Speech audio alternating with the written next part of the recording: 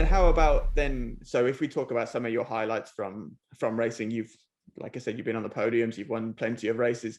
If you could give me your top three sort of races, I know you've given me one, in order, and why, that would be quite a cool thing for the fans to, hear from your perspective. Oh, I have to think about it for a second.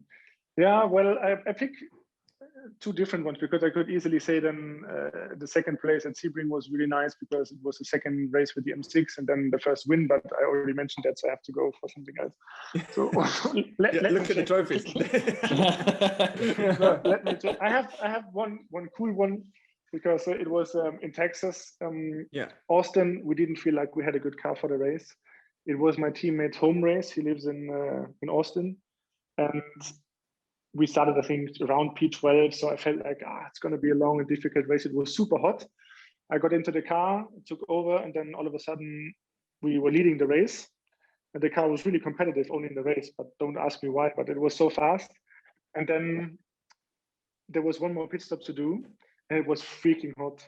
And my mechanic, who was supposed to exchange the drink bottle, because we only change it when the driver stays in the car.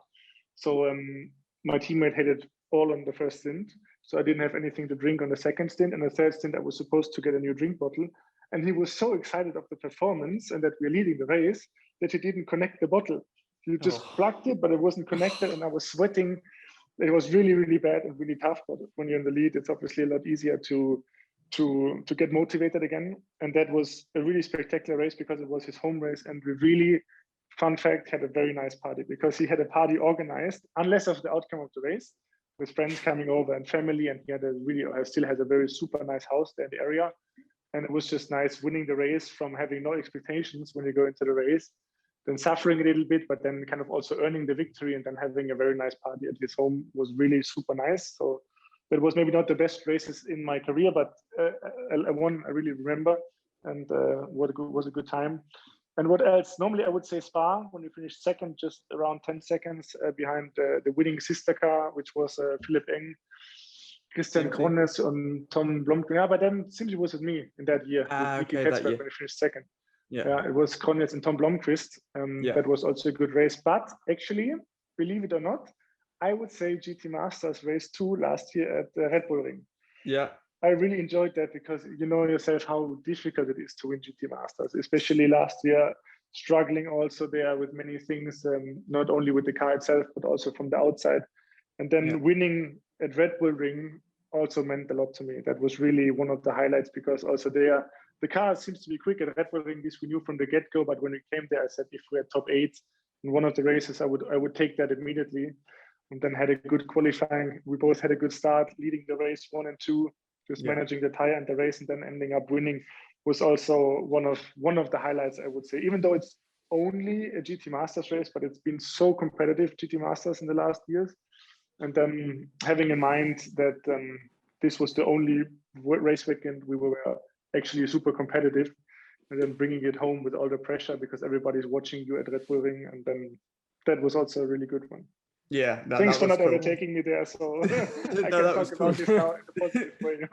Yeah, that was really cool. Your quality lap, I have to say, was mega, because I thought I did a really good lap, and you were, I think it was super close. The top 5 were like 0.045. I think I was off, and I was 4th.